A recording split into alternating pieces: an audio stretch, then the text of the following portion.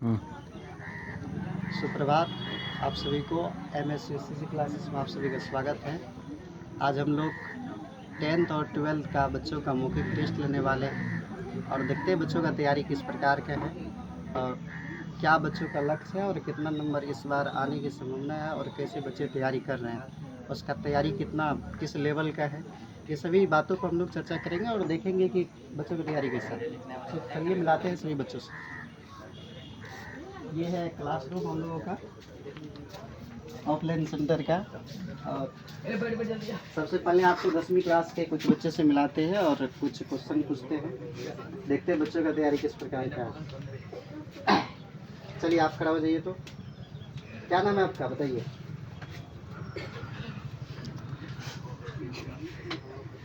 बताइए अपना नाम।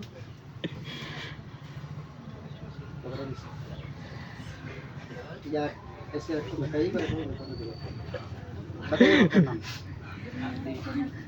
और कितना क्लास में पढ़ते हैं आप और इसी बार एग्ज़ाम देने वाले हैं। और बताइए कि इस बार कितना नंबर आने की संभावना है आपका। हंसो मत। कितना नंबर लगता है कि आप आएगा इस बार, कितना नंबर? फर्स्ट डिवीजन की, सेकेंड की, थर्ड? चलिए ठीक। और एक दो क्वेश्चन पूछते हैं, जवाब दीजिए इसका। दही वाली मंगलमा पाठ का जो लेखक है वो कौन है? कौन है? और सीता के कितने बेटे थे? कितना? सीता कितना बेटा है? 3। देख रहे हैं अभी भी बच्चे का कुछ तैयारी नहीं हुआ है ठीक से। ठीक है बैठिए। आप बताइए क्या नाम है आपका, बताइए। और कितना नंबर आने की संभावना है इस बार? फर्स्ट डिवीजन में तो 300 नंबर भी होता है, 400 नंबर भी होता है, 450 नंबर भी होता है, टॉप भी होता है। कितना हम लोग मान के चले कि इस बार नंबर आने की संभावना है आपका? 400 पार। अब कुछ क्वेश्चन का जवाब दे दीजिए। बताइए समांतर श्रेणी का nवां पद का सूत्र क्या होता है? nवां पद का सूत्र a into n minus 1 into D. a plus n बराबर a plus n minus 1 into. Zoom तुम ही लोग पे करेंगे। और योगफल का सूत्र क्या होता है? योगफल का n equal to n/2 × 2a × n - 1 × d। फिर से बताइए। n/2 × 2a plus n - 1 × d। और दूसरा सूत्र क्या होता है इसका योगफल का? n/2 × a + an। ठीक है बैठिए। अब बताइए अपना पहले नाम और कितना क्लास में पढ़ते हैं आप, 10th। और बताइए कि आपका तैयारी किस प्रकार का है। फर्स्ट डिवीजन तैयारी नहीं होता, ये बताइए कि तैयारी अच्छा है कि नहीं। अच्छा। सिलेबस खत्म किया गया टाइम से और सिलेबस बाकी भी है? हाँ। कितना सिलेबस बाकी है बताइए। गणित खत्म हुआ? ठीक है। और गणित से कुछ सवाल है, बताइए। पहला सवाल, सबसे छोटा पूर्ण संख्या क्या होता है? 0। और बताइए सबसे छोटा प्राकृतिक संख्या? सबसे छोटा प्राकृतिक संख्या 1 होता है। और बताइए कि मंगलम पाठ में कुल कितना उपनिषद है? मंगलम पाठ में 4 उपनिषद है और कुल मंत्रों की संख्या कितना है? 5। और उसके बाद बताइए नेक्स्ट क्वेश्चन कि विद्यापति जो है कहाँ का कवि रहता है? विद्यापति कहाँ का कवि रहता है? मिथिला का। और बताइए कि वास्तविक आलसियों की संख्या कितना है? 4। वास्तविक आलसियों की संख्या 4। और नकली आलसी को क्या कहा गया था? धूर्त आलसी। और बताइए कि कोकिल कवि के नाम से किसे जाना जाता है? विद्यापति। और स्वर्ग का धरती जो माना जाता है दुनिया में, कौन सा देश को माना जाता है? भारत को। आप देखो बताइए तुम लोग का बारी आ रहा है। क्या नाम है आपका? और बताइए कि आपसे चलिए हिंदी में कुछ क्वेश्चन पूछते हैं। कल हिंदी दिया गया था याद करने के लिए। बताइए पहला क्वेश्चन, अनामिका का जन्म कब हुआ?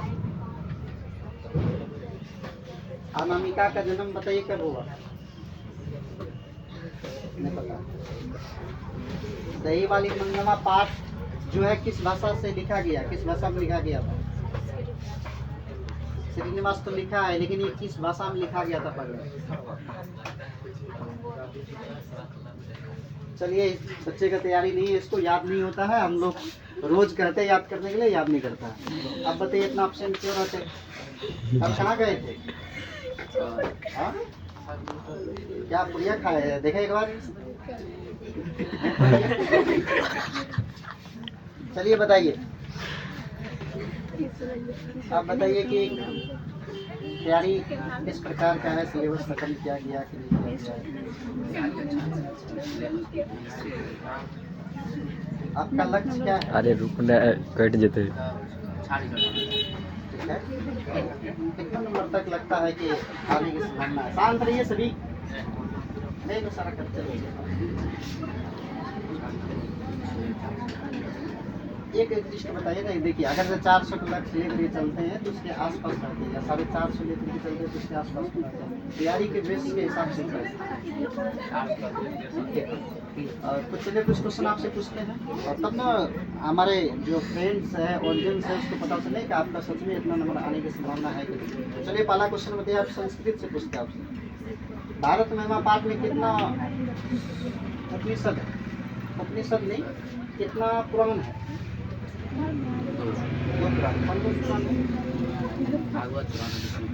ठीक है, और बताइए कि काव्य मीमांसा पाठ के, काव्य मीमांसा के जो लेखक है वो कौन है? ठीक है, और कुटनीति काव्य के कौन है? विद्यापति कहाँ का कवि रहता है? और उसके बाद बताइए, आलसी वास्तविक आलसियों को, वास्तविक आलसियों का पहचान कैसे हुई थी? ठीक है, और आला सलाम में आग लगाने का काम कौन किया था? आला सलाम की कर्मचारी। ठीक है, और पटना के कुछ दर्शनीय स्थल का नाम बताइए।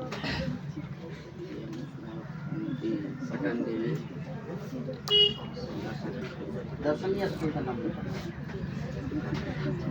जहाँ पे दर्शन करने के लिए तीर्थ यात्री जा सकते हैं। गोलघर सचिवालय उच्च न्यायालय से बोलते। उसके बाद बताइए, नेक्स्ट क्वेश्चन है, आत्मा क्या है? आत्मा क्या है? तो कम से कम शांत रहो। इधर किसको जितना एक्टिविटी करेगा ना सारा उसमें कराता है। बताइए आत्मा क्या है? सूक्ष्म से सूक्ष्म,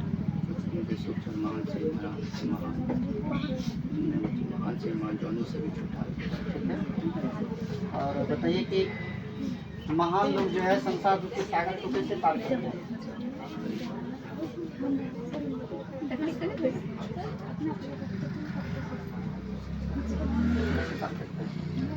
ध्यान दीजिए, ठीक है। और बताइए कि मैथ में चलिए कुछ क्वेश्चन पूछ लेते हैं। वृत्त का क्षेत्रफल क्या होता है? ठीक है, और गोला का क्षेत्रफल क्या होता है? गोला का नहीं होता है। ठीक है, बहुलक का सूत्र बताइए तो, जो दीर्घ उत्तरीय प्रश्न जो पूछा जाता है। L plus F into not H बटा 2 होती 2F1 minus F2 minus F2। बता सकते हैं आखिर उसमें F1 जो होता है क्या होता है? बड़ी बरम्बरता। ठीक है, अब परिसर का सूत्र क्या होता है? परिसर का बड़ी संख्या में बहुलक कैसे निकालते हैं? जो ऑब्जेक्टिव टाइप का जाता है ऑनलाइनर बढ़ते या बढ़ते क्रम में लेकर सबसे अधिक बार सबसे बढ़ते क्रम में लिखे या ना लिखे उन्हें फर्क पड़ता नहीं है, उसमें जो सबसे अधिक बार आता है। ठीक है, चलिए ठीक है, आपसे बात करके अच्छा लगा और अपना तैयारी को और इसी प्रकार से प्रगति देते रहिए और उम्मीद कर हम लोगों को पूरा विश्वास है कि रिजल्ट अच्छा होगा। चलिए बताइए, आप अपना नाम बताइए। रोहित कुमार। बताइए कल क्यों नहीं आए थे क्लास, क्या कारण था? सबसे पहले ये बच्चे भी देख रहे हैं, ये सबसे ज़्यादा बहाना बनाने वाले बच्चे हैं। एक रोज आते हैं क्लास, एक रोज नहीं आते हैं। आप ही लोग बताइए कि रेगुलर क्लास नहीं करने से रिजल्ट प्रभावित होगा कि नहीं होगा? चलिए बताइए, आप आपसे कुछ क्वेश्चन पूछते हैं, जैसे सोशल साइंस से पूछ लेते हैं। जर्मनी के एकीकरण में 2 व्यक्ति का नाम बताए जो अहम भूमिका निभाया। कार्ल मार्क्स का जन्म हुआ। चलिए संस्कृत में आगे बढ़िए। क्या हो, संस्कृत में बताइए।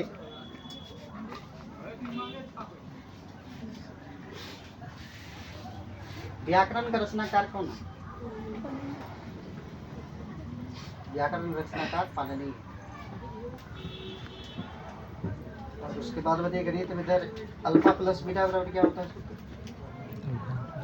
Alpha plus beta equal to क्या होता है? चलिए तैयारी करिए ठीक से, ठीक है। चलिए इधर से पूछ लेते हैं, 12th वाले बच्चे नहीं शांत रहिए, उससे भी पूछेंगे, पहले 10 वाला क्लियर कर लीजिए। नाम अपना बताइए। क्या? हरिश्चंद्र कुमार यादव। बताइए कि कितना नंबर आने की संभावना है इस बार? 300, मात्र 300 से आप खुश हो जाइए। चलिए ठीक है, ये बच्चे ऐसा है कि ये चाहता है कि 3 से बस आ जाए किसी तरीके से। चलिए बताइए, आप कुछ क्वेश्चन पूछते हैं, देखते हैं कि 300 आने की संभावना है कि नहीं है। पहला क्वेश्चन, सत्यमेव जयते नानित्रम, सत्यमेव जयते नानित्रम पंतो वित्तो दिव्याना किस उपनिषद से लिया गया है?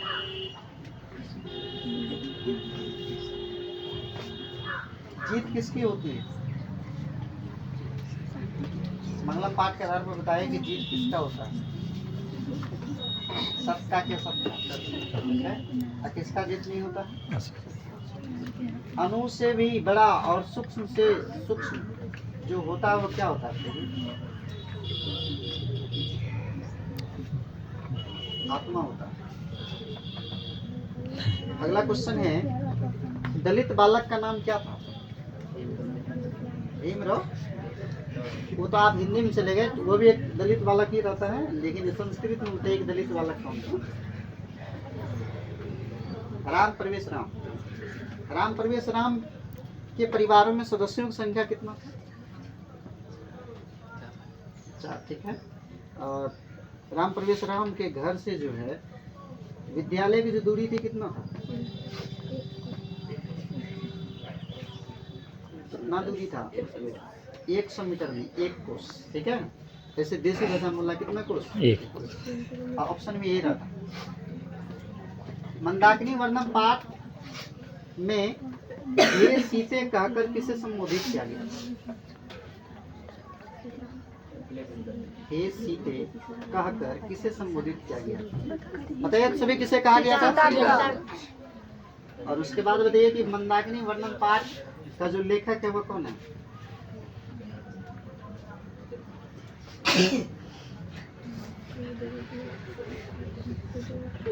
चलिए ठीक है, आपको याद नहीं है, याद करिए अच्छा तरीके से। क्या हुआ आप बताइए, क्यों शर्मा रहे हैं इतना? क्या करना है? चलिए ध्यान से देखिए बच्चे कितना शर्माता है। आगे बढ़ जाइए आप। क्यों शर्मा रहे हैं? क्या नाम है? नाम बताइए। सुमन कुमार। अब ऐसा नहीं करना, ये क्लास नहीं आना चाहिए, क्लास आना है, ठीक है। मौखिक टेस्ट है, पहली बार है, हम लोग मौखिक टेस्ट ले रहे हैं, आपको याद करना है, ठीक है। बताइए किस विषय, कौन सा विषय आपका अच्छा है, वही से हम सवाल करेंगे। आप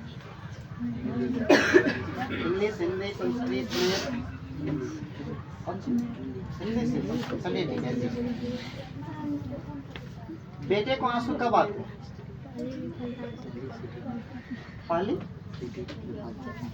पहली सफलता पे बेटे क्या आता है? आंसू। ठीक बात कर रहे हैं। और उसके बाद बताइए,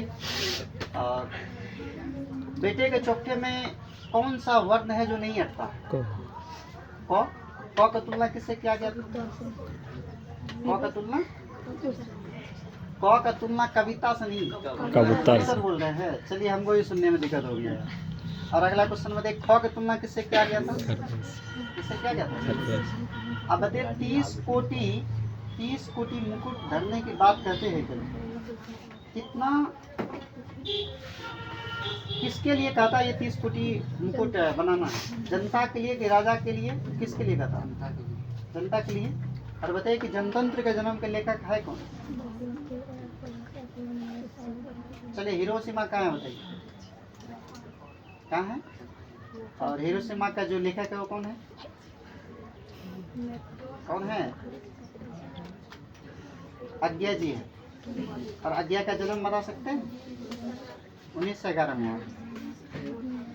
और आप अपने क्षेत्र में भी उतना महारथी हासिल नहीं करके रखे हैं। हिंदी में भी आपको तैयारी करना होगा, ठीक है? और सब विषय जैसे संस्कृत में कुछ पाठ तो याद होगा। आलस कथा से पूछे कुछ क्वेश्चन? चलिए ठीक है, बढ़ते हैं। बच्चे को याद कम है।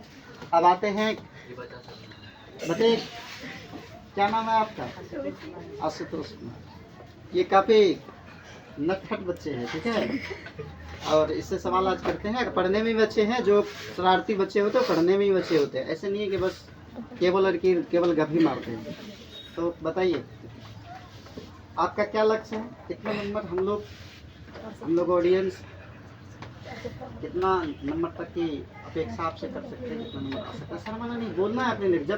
जब तक कोई व्यक्ति का लक्ष्य पता ही नहीं हो, जैसे मान लो आपको जाना है पटना जाना है, रास्ता पता रहेगा तब ना, नहीं तो इधर उधर टकराएगा, कहाँ घूमेगा नहीं घूमेगा।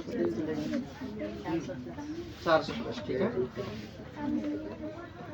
अगर 400+ लक्ष्य है तो उस हिसाब से आपको तैयारी भी करनी होगी और तैयारी भी होगा, ठीक है?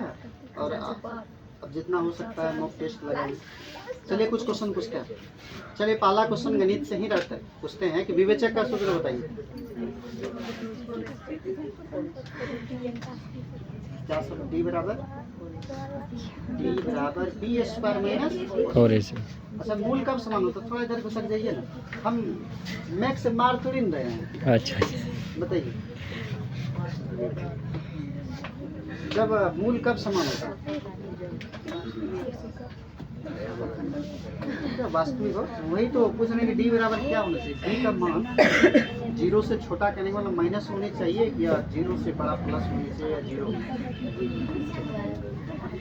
और बहुपद का सूत्र बताइए तो।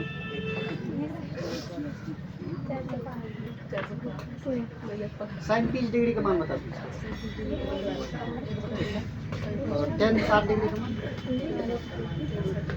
ठीक है? चलिए, आप 200 सवाल पूछते हैं। ये भी काफ़ी अच्छे बच्चे हैं, तैयारी इसका भी अच्छा है। चलिए कुछ सवाल पूछते हैं। बताइए, आपका सबसे स्ट्रॉन्ग सब्जेक्ट कौन है? अरे इसमें शर्माना क्या है? कौन विषय? संस्कृत। चलिए संस्कृत से क्वेश्चन पूछते हैं। चलिए बताइए, आप पहले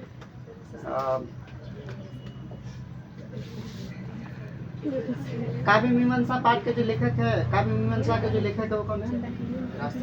राष्ट्र का, ठीक है? और अशोक के समय पटना कैसा था?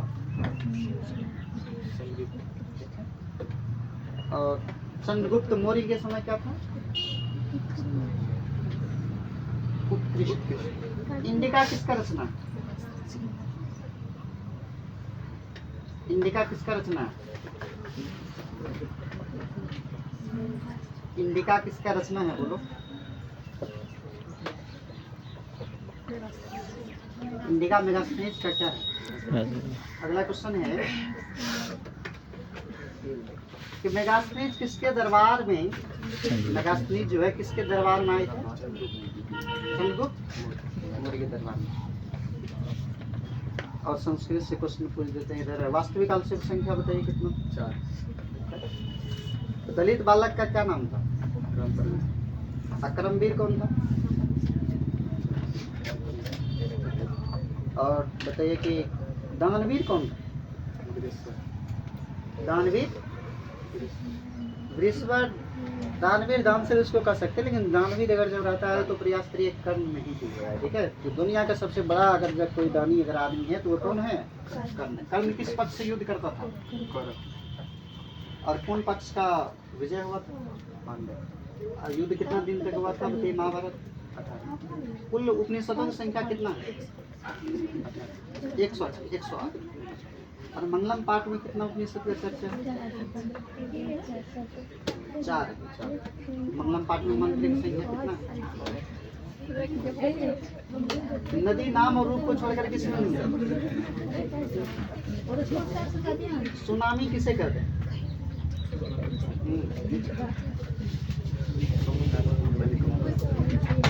चलिए ठीक है, लगा अच्छे से आपसे बात करके, ठीक है। आगे बढ़ते हैं। और 10th क्लास वाले बच्चे आगे चलिए, पहले डिटेल पूछ लेते हैं। कुछ 12th क्लास वाले बच्चे सवाल करते हैं।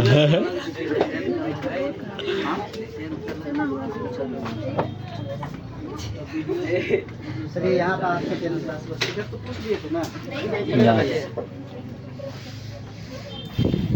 घूम जाइए। चलिए अपना नाम बताइए।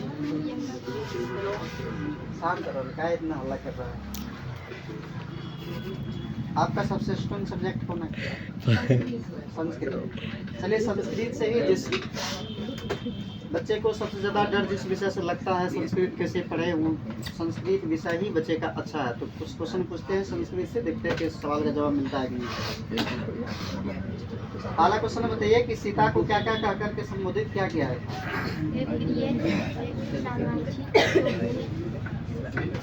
और अगला क्वेश्चन बताइए कि सीता राम की कौन है?